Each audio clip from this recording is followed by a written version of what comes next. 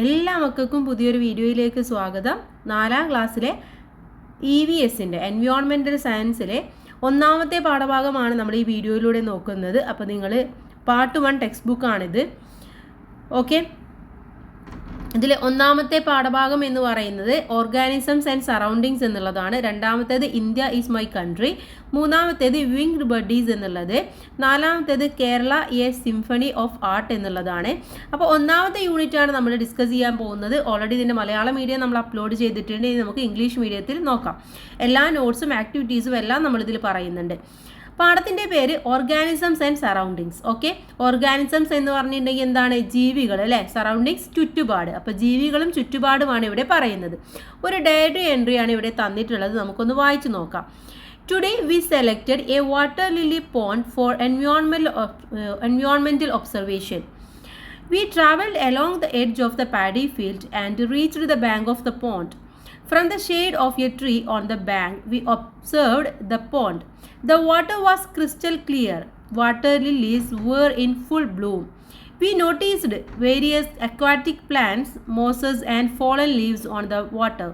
Grasses, vines and shrubs were growing along the bank of the pond. അപ്പോൾ എന്താ പറയുന്നത്? പരിസരം നിരീക്ഷിക്കാൻ വേണ്ടിയിട്ട്, എൻവയോൺമെൻറ്റൽ ഒബ്സർവേഷന് വേണ്ടിയിട്ട് ഞങ്ങൾ ഇന്ന് തിരഞ്ഞെടുത്തത് എന്ത് കുളമാണ്? ഒരു ആമ്പൽ കുളമാണെന്നാണ് പറയുന്നത്. അപ്പോൾ യാത്ര ചെയ്തിട്ട് അവർ കുളത്തിൻ്റെ കരയിൽ എത്തി. കുളക്കരയിലെ ആ മരത്തണലിൽ നിന്നായിരുന്നു അവരുടെ നിരീക്ഷണം ഉണ്ടായിരുന്നത്. നല്ല ക്രിസ്റ്റലായിട്ടുള്ള വെള്ളമായിരുന്നു. അതുപോലെ തന്നെ ആമ്പലുകളൊക്കെ പൂവിട്ട് നിൽക്കുന്നുണ്ട്. ഏതാനും പ്ലാന്റ്സും അതുപോലെ തന്നെ പായലും മരത്തിൽ നിന്ന് കൊഴിഞ്ഞു വീണ ഇലകളും മറ്റൊക്കെ ആ വെള്ളത്തിൽ നമുക്ക് കാണാൻ വേണ്ടി പറ്റും. കുളക്കരയിൽ പുല്ലുകളും അതുപോലെ വള്ളിച്ചെടികളും കുറ്റിച്ചെടികളൊക്കെ ഉണ്ടെന്നാണ് പറയുന്നത്.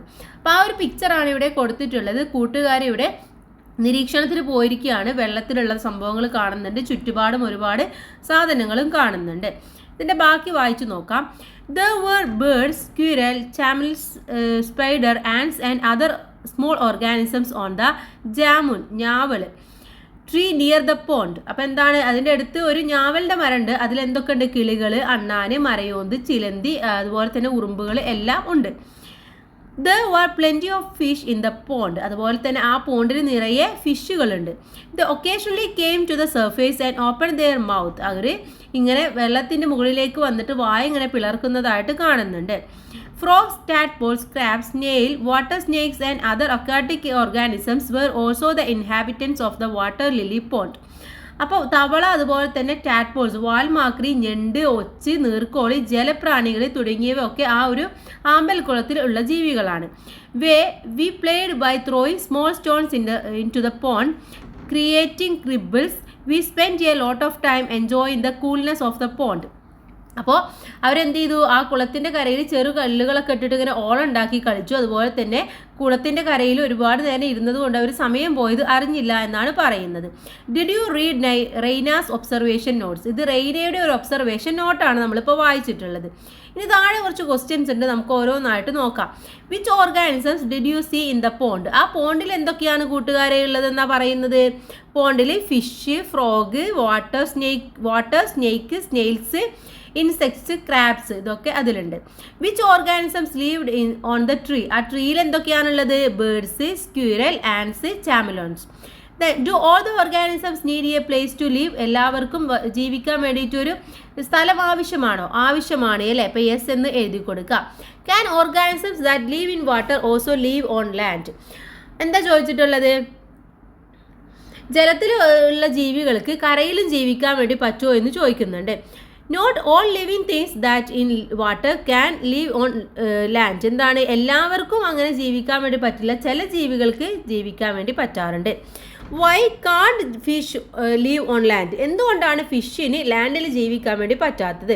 Because they breathe through gills which work only in water. അതിൻ്റെ ഗിൽസ് വെച്ചിട്ടാണ് അത് ബ്രീത്ത് ചെയ്യുന്നത്. അത് വെള്ളത്തിൽ മാത്രമേ വർക്ക് ആവുകയുള്ളൂ. Share your guesses. അപ്പം നിങ്ങളുടെ ഗസ് അവിടെ എഴുതാനാണ് പറഞ്ഞിട്ടുള്ളത്. What special feature have you observed in fish that help them live in water? ഈ വാട്ടറിൽ ജീവിക്കാൻ വേണ്ടിയിട്ട് ഫിഷിന് സഹായിക്കുന്ന എന്തൊക്കെ ഫീച്ചേഴ്സാണ് ഉള്ളതെന്നാണ് നിങ്ങൾ ഒബ്സർവ് ചെയ്തിട്ടുള്ളത്.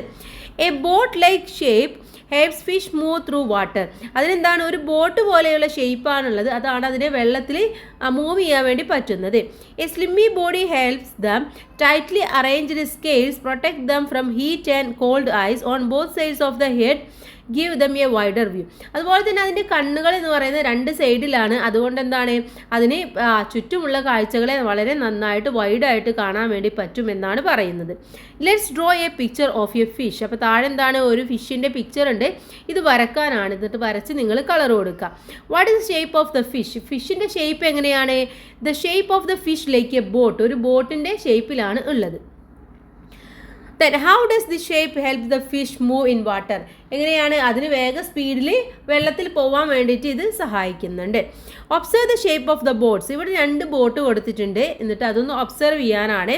താഴെ which of these shape in more suitable for travelling through water. വെള്ളത്തിൽ നന്നായിട്ട് പോകാൻ പറ്റുന്നത് ഇതിൽ ഏതാണ്? ഏതിനാണ്?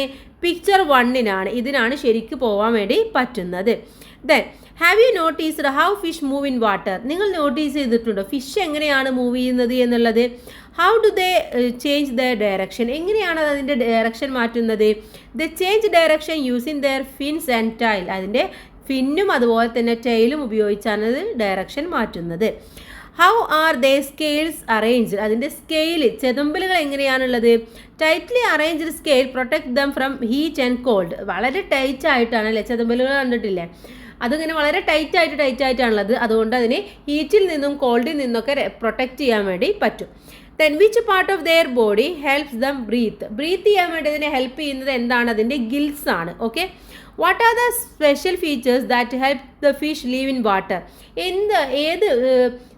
ഏത് ഫീച്ചർ കൊണ്ടാണ് അതിന് ജലത്തിൽ ജീവിക്കാൻ വേണ്ടി പറ്റുന്നത്?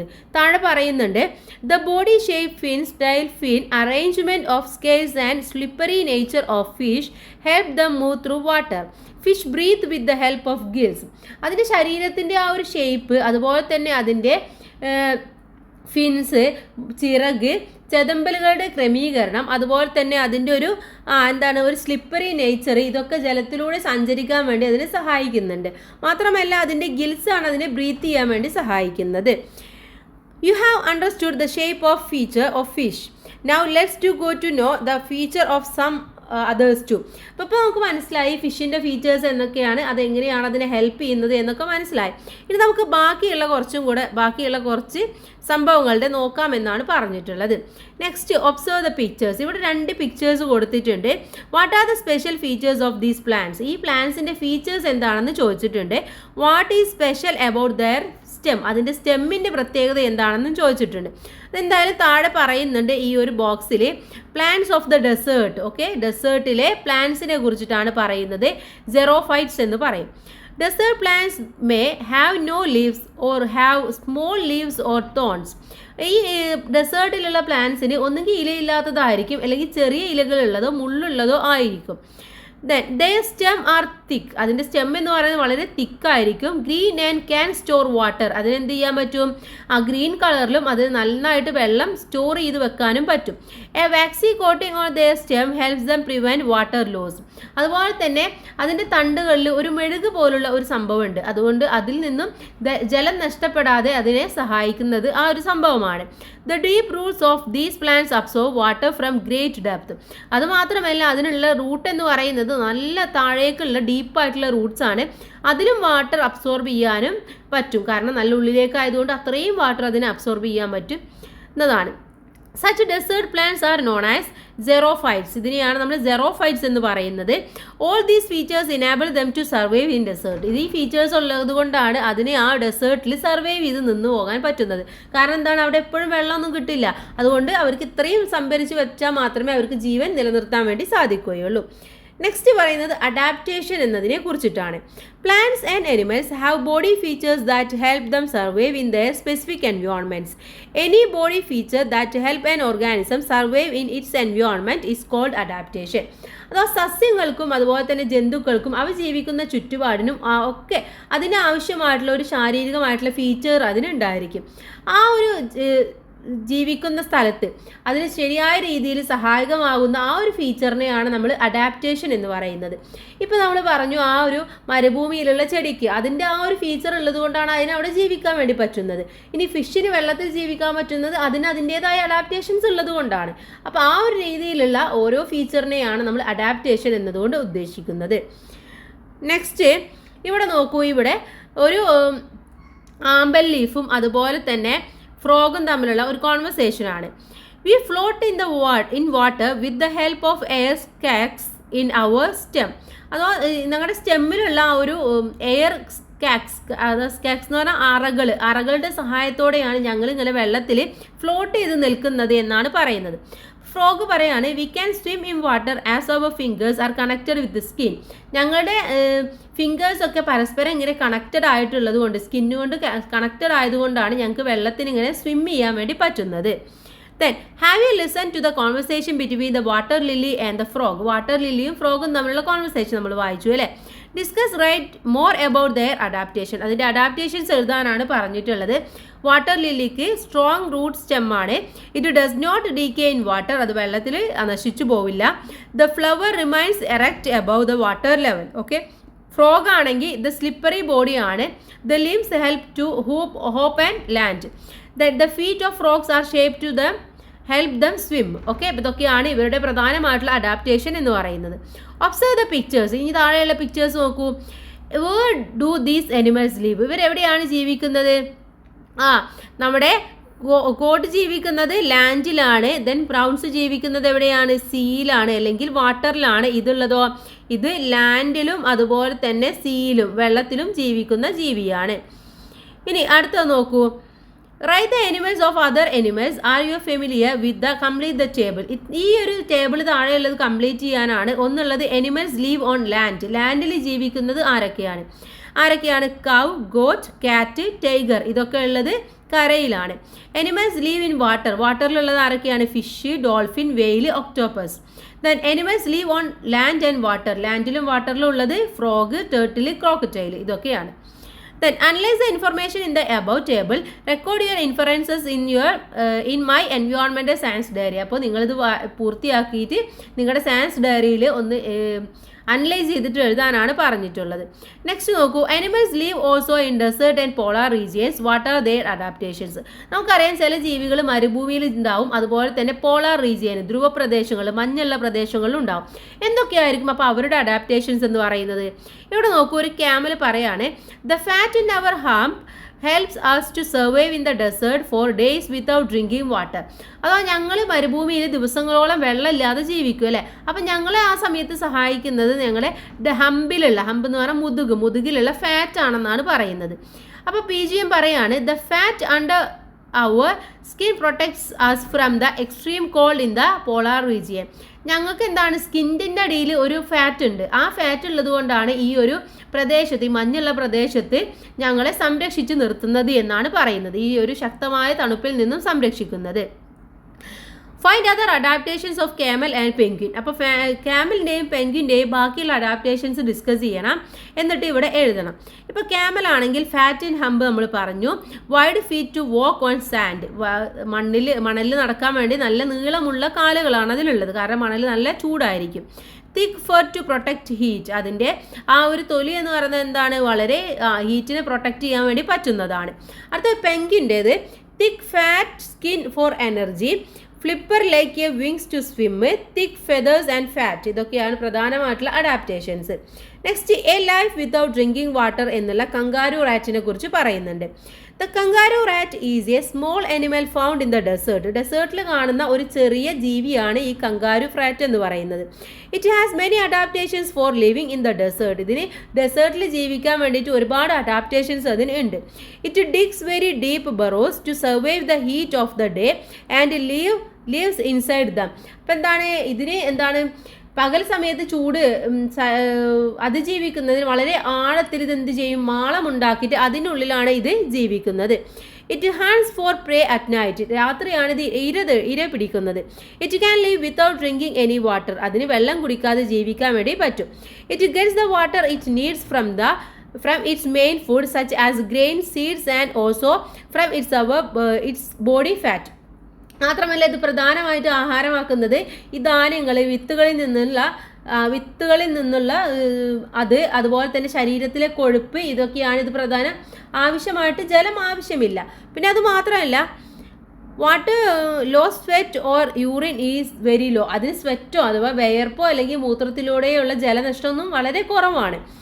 It moves by hopping like a kangaroo using its long hind legs. It can store grains and seeds in the pouch in its cheeks.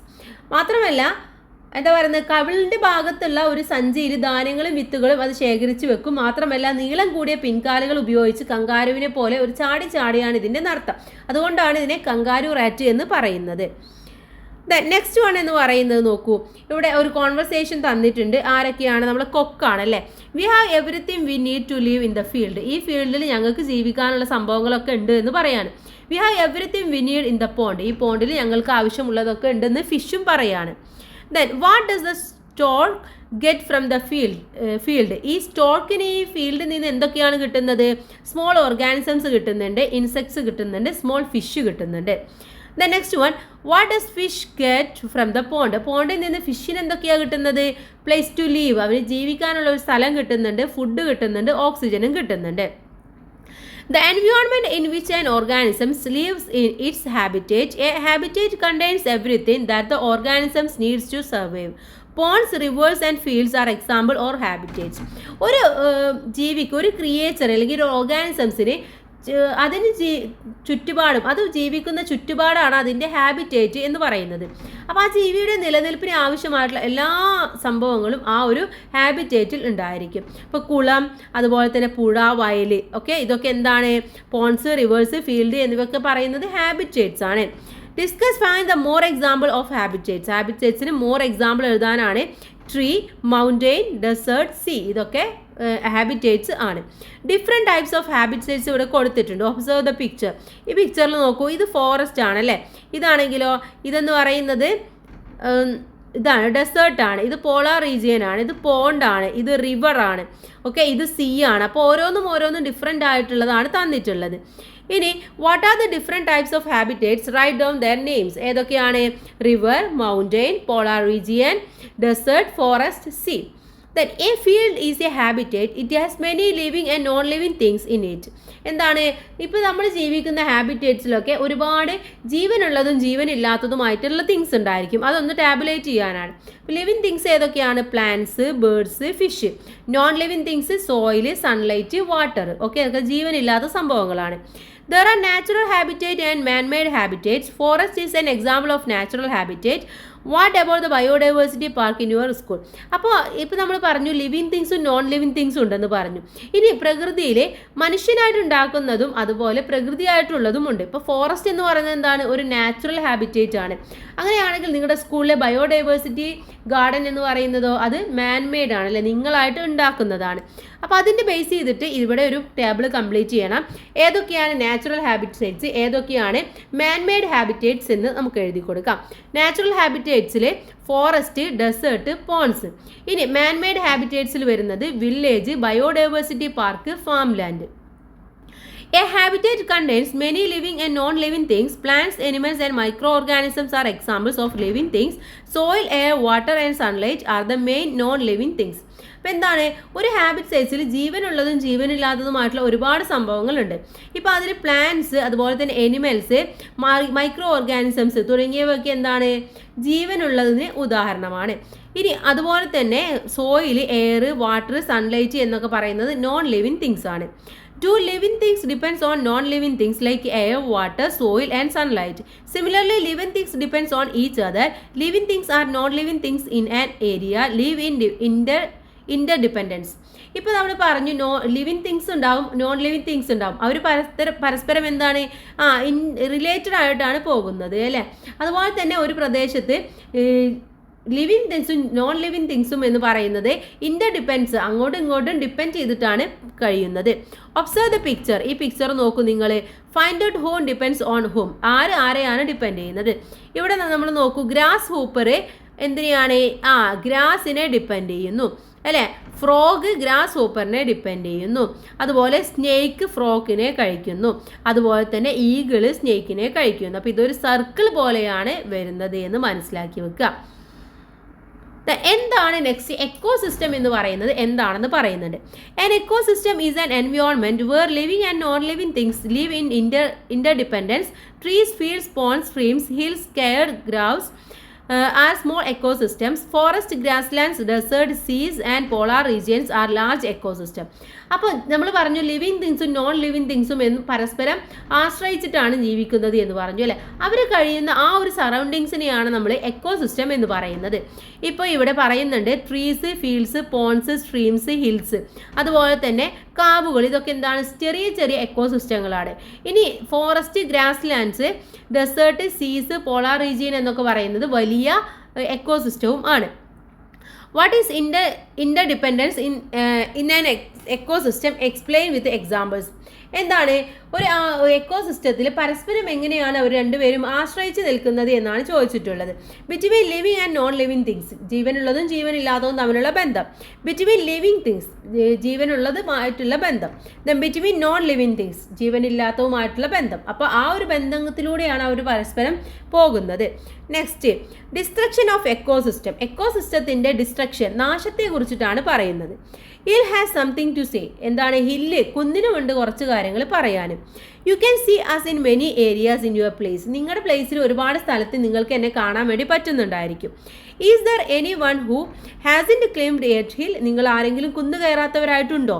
We provide habitat for so many organisms from earthworms to foxes and also for a variety of plants. ഞങ്ങൾ എന്താണ് ഒരുപാട് ഓർഗാനിസംസിന് habitat ആയിട്ട് മാറിയിട്ടുണ്ട്. അതുപോലെ earth worms, Fox, ഇവരൊക്കെ ഞങ്ങളുടെ ഹാബിറ്റേറ്റിൽ പെട്ടതാണ്. മാത്രമല്ല ഒരുപാട് പ്ലാന്റ്സും ഞങ്ങളുടെ അടുത്ത് ഉണ്ട്. We store rain water and later provide that water to wells, streams and fields.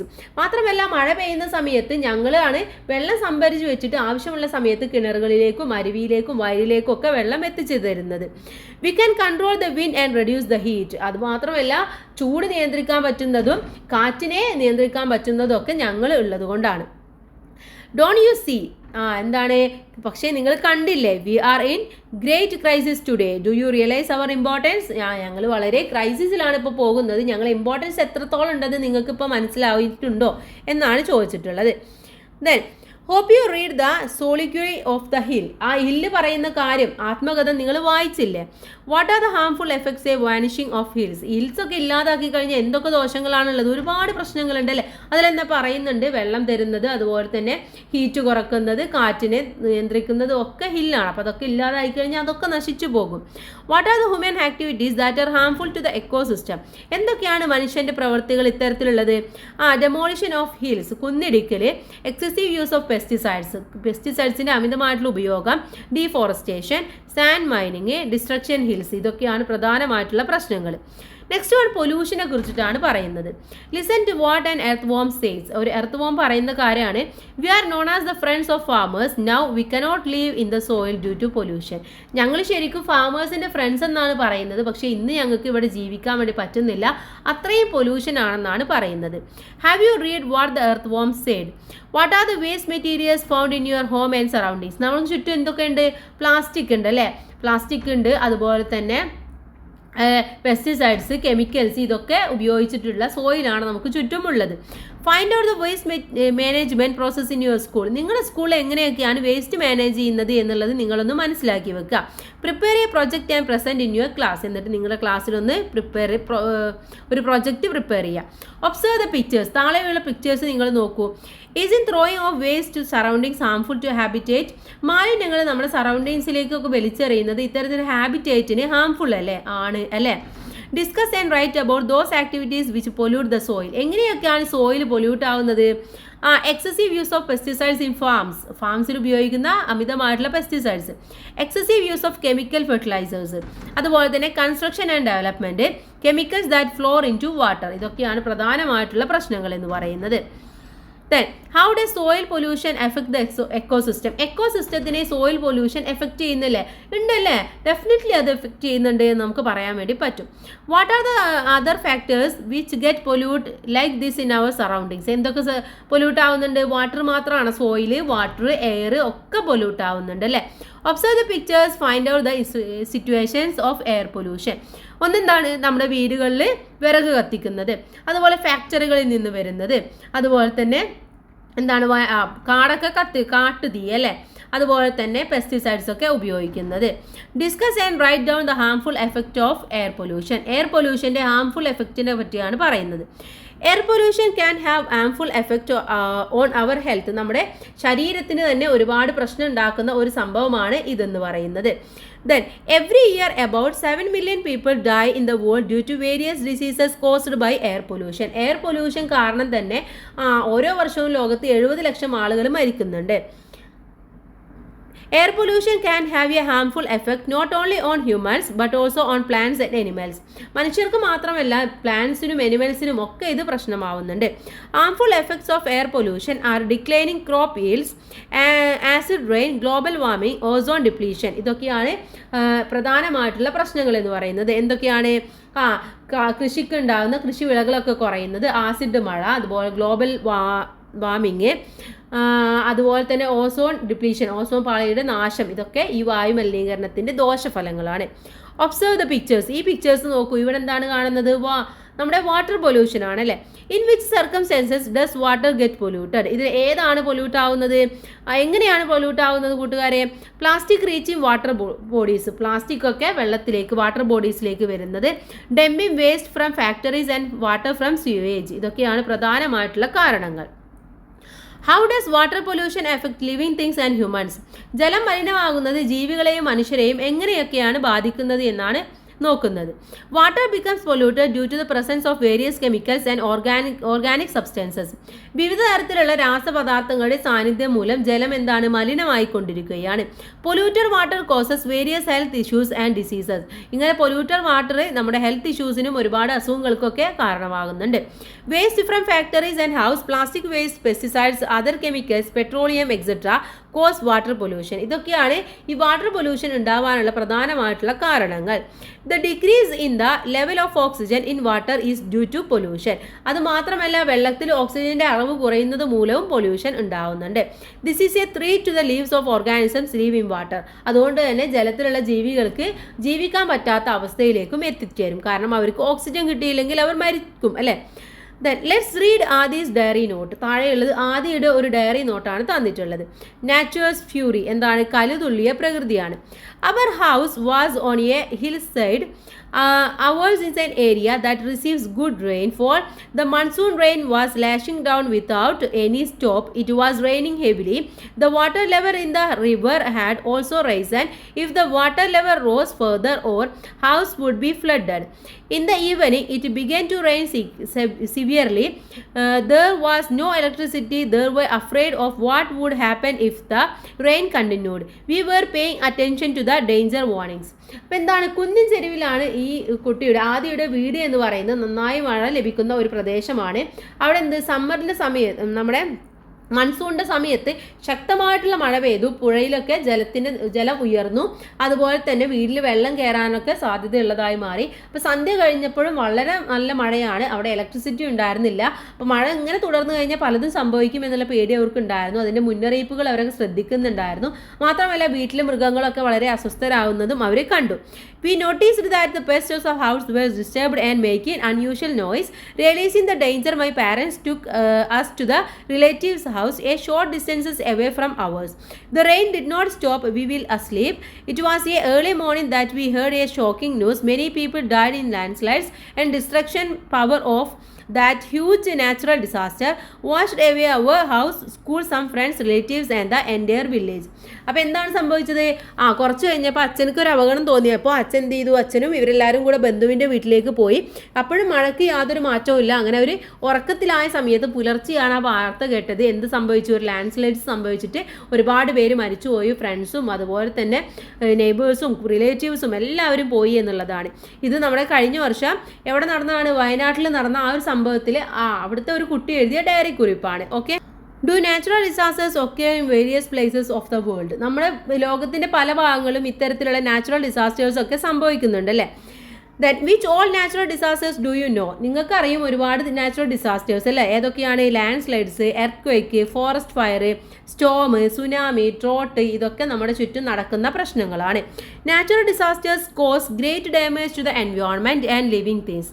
അപ്പോൾ ഇത്തരത്തിൽ നാച്ചുറൽ ഡിസാസ്റ്റേഴ്സ് സംഭവിക്കുമ്പോൾ അവിടെ എന്താ സംഭവിക്കുന്നത്? പരിസ്ഥിതിക്കും ജീവജാലങ്ങൾക്കൊക്കെ വളരെയധികം ഡാമേജ് ഉണ്ടാവുന്നുണ്ട്.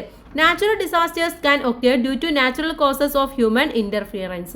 അപ്പോൾ പലപ്പോഴും ഇങ്ങനെ ഉണ്ടാകുന്നതിൻ്റെ കാരണം എന്ന് പറയുന്നത് മനുഷ്യൻ്റെ ഇടപെടലുകൾ തന്നെയാണ്. Observe the collage. താഴെ കുറച്ച് കൊളാഷ് കൊടുത്തിട്ടുണ്ട്. എന്താണ്? കണ്ണൂരിലും കോഴിക്കോടൊക്കെ റെഡ് അലേർട്ടാണ്, അതുപോലെ തന്നെ മഴ കനക്കും എന്നൊക്കെ പറഞ്ഞിട്ടുള്ള ഇതാണ് സംഭവമാണ് കൊടുത്തിട്ടുള്ളത്. What are these warnings about? ഇത് എന്തിനെ കുറിച്ചുള്ള വാർണിങ്സ് ആണ്? മഴ കൂടും എന്നതിനെ കുറിച്ചിട്ടുള്ളതാണ് അല്ലേ. What precautions should be taken if A flood warning is received? നിങ്ങൾക്കൊരു ഫ്ലഡ് വാർണിംഗ് ഉണ്ടായിക്കഴിഞ്ഞാൽ നിങ്ങൾ എന്താ ചെയ്യുക? അപ്പോൾ നിങ്ങൾ അവിടുന്ന് ആദ്യം തന്നെ അവിടുന്ന് മാറി താമസിക്കും എന്നുള്ളതാണല്ലേ. പിന്നെ വീട്ടിൽ വെള്ളം കയറാൻ സാധ്യതയുള്ളതൊക്കെ എടുത്ത് മേലേക്ക് വെക്കും. അതുപോലെ തന്നെ വീട്ടിലെന്തെങ്കിലും പെറ്റ്സ് ഒക്കെ ഉണ്ടെങ്കിൽ ഒന്നുകിൽ കൂടെ കൊണ്ടുപോകും, അല്ലെങ്കിൽ അതിനെ അഴിച്ചു വിടണം എന്നാണ് പറയുന്നത്. ഇനി there are system to give warning about natural disasters if precautions are taken based on these warnings if it possible to provide protection to life and environment.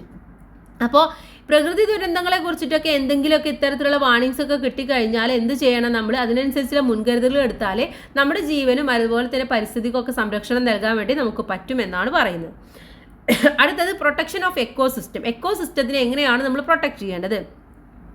Countless organisms that are on land and sea. കരയിലും കടലിലുമായിട്ട് ഒരുപാട് organisms ഉണ്ട് അല്ലേ. How beautiful it is to see them living in harmony with nature. ഇവർ പ്രകൃതിയോട് ഇണങ്ങി ജീവിക്കുന്നത് കാണാൻ എന്തൊരു രസമാണ്. Organisms find their food and habitat from the ecosystem. Ecosystems form the base for life and its diversity. It is our duty to protect our ecosystem. അപ്പോൾ എന്ത് ചെയ്യണം? ജീവികൾക്ക് അവരുടെ ഭക്ഷണവും വാസസ്ഥലവും ഒക്കെ ആവശ്യമാണ്. അപ്പോൾ അവരുടെ സംരക്ഷണം എന്ന് പറയുന്നത് നമ്മുടെയും കൂടെ റെസ്പോൺസിബിലിറ്റിയാണ്. that we should also participate in activities to protect the ecosystem. അപ്പോൾ എക്കോസിസ്റ്റത്തിനെ സംരക്ഷിക്കാനുള്ള പ്രൊട്ടക്റ്റ് ചെയ്യാനുള്ള ആക്ടിവിറ്റീസിൽ നമ്മളും ഒക്കെ പങ്കാളികളാവണം. Our earth our future we ourself are the protectors let's follow green protocol എന്നാണ് പറയുന്നത്. അപ്പോൾ ഇത്രയുമാണ് നമ്മുടെ ഈ ഒരു പാഠഭാഗം എന്ന് പറയുന്നത്. ഇനി നമുക്ക് നേരെ ഇതിലെ ലെറ്റ്സ് അസസ് എന്നുള്ള ഭാഗത്തേക്ക് പോകാം. Connect the organisms with their habitats. അതിൻ്റെ ഹാബിറ്റേറ്റ്സുമായിട്ട് നമുക്കൊന്ന് കണക്ട് ചെയ്ത് കൊടുക്കണം. ഒന്നാമത്തേത് വൈലാണ്. വയലിൻ്റെ ഹാബിറ്റേറ്റ്സ് എന്ന് പറയുന്നത് ഏതാണ് കൂട്ടുകാരെ? വയൽ എന്ന് പറയുന്നത് എവിടെയുള്ളതാണ്? Forest, ocean, desert, polar region. എവിടെയാണ്? ഓഷ്യനിലാണ് അല്ലേ. അപ്പോൾ നമ്മൾ നേരെ ഓഷ്യനിലേക്ക് വരച്ചു കൊടുക്കാം. നെക്സ്റ്റ് പെൻഗ്വിനാണ്. പെൻഗ്വിൻ ഉള്ളത് പോളാർ റീജിയനിലാണ്. Okay. Next one spotted deer ആണ്. സ്പോട്ടഡ് ഡിയർ ഉള്ളത് എവിടെയാണ്? ഫോറസ്റ്റിലാണ്. കേമൽ ഉള്ളത് നമ്മുടെ ഡെസേർട്ടിലാണ്. ഓക്കെ. അപ്പോൾ ഇങ്ങനെയാണ് നിങ്ങളിത് വരച്ചു കൊടുക്കേണ്ടത്. നെക്സ്റ്റ് വൺ നോക്കാം. Visit an ecosystem in your area and write down the names of the organisms you find out their interdependence. എന്താണ്? നിങ്ങൾ എന്ത് ചെയ്യണം? നിങ്ങളുടെ അടുത്തുള്ള ഏതെങ്കിലും എക്കോസിസ്റ്റം വിസിറ്റ് ചെയ്യുക, എന്നിട്ട് അവിടെയുള്ള ഓർഗാനിസംസ് ഏതൊക്കെയാണെന്ന് എഴുതി വരാനാണ് പറഞ്ഞിട്ടുള്ളത്. അവ തമ്മിലുള്ള ഇൻ്റർഡിപ്പെൻഡൻസും എന്താണെന്ന് എഴുതണം. അപ്പോൾ അത് കൂട്ടുകാർ ചെയ്ത് നോക്കേണ്ട കാര്യമാണ്. Read the table below and connect the organism and it's adaptations. താഴെയുള്ള ഓർഗാനിസംസ് നോക്കിയിട്ട് അതിൻ്റെ അഡാപ്റ്റേഷൻ അനുസരിച്ച് നിങ്ങളൊന്ന് കംപ്ലീറ്റ് ചെയ്ത് കൊടുക്കണം. അപ്പോൾ നമുക്ക് ഓരോന്നായിട്ട് നോക്കാം. First one, breathe with the help of gills. Gills ഉപയോഗിച്ചുകൊണ്ട് ബ്രീത്ത് ചെയ്യുന്നത് ആരാണ്? ഫിഷാണ്. The leaves have waxy coating. Waxy coating ഉള്ളത് ഏതിനാണ്? ഏത് ലീവ്സിനാണ് കൂട്ടുകാരെ? നമ്മുടെ ഇതിലാണല്ലേ, ലില്ലിക്കാണ്. അപ്പോൾ നമ്മൾ വാട്ടർ ലില്ലിയിലേക്ക് വരച്ചു കൊടുക്കാം. ബ്രീത്ത് ത്രൂ ദ സ്കിന്ന് വഴി ബ്രീത്ത് ചെയ്യുന്നത് ഫ്രോഗാണ്. Then store water in the സ്റ്റെമ്മിൽ സ്റ്റോർ ചെയ്യുന്നത് നമ്മുടെ ഈ ഒരു ഡെസേർട്ടിലെ പ്ലാന്റ് ആണ്. Next one, possess flat feet that do not sink in the sand. അതേതാണ്? ക്യാമലാണ്. അപ്പോൾ ഇതേപോലെ വരച്ചു കൊടുക്കുക. അപ്പോൾ ഇത്രയുമാണ് നമ്മുടെ പാഠഭാഗവും. എല്ലാ പ്രവർത്തനങ്ങളും നമ്മൾ നോക്കി, എല്ലാ കാര്യങ്ങളും നമ്മൾ ഡിസ്കസ് ചെയ്തു കഴിഞ്ഞു. ഇനി എക്സ്റ്റെൻഡഡ് ആക്ടിവിറ്റീസ് ആണ്. അത് കൂട്ടുകാർ ജസ്റ്റ് വായിച്ചു നോക്കുക. നെക്സ്റ്റ് ചാപ്റ്റർ എന്ന് പറയുന്നത് ഇന്ത്യ ഈസ് മൈ കൺട്രി എന്നുള്ള സെക്കൻഡ് ചാപ്റ്റർ ആണ്. അതുകൊണ്ട് തന്നെ നമ്മൾ അപ്ലോഡ് ചെയ്യുന്നതാണ്. അപ്പോൾ എല്ലാ കൂട്ടുകാർക്കും താങ്ക്സ് ഫോർ വാച്ചിങ്.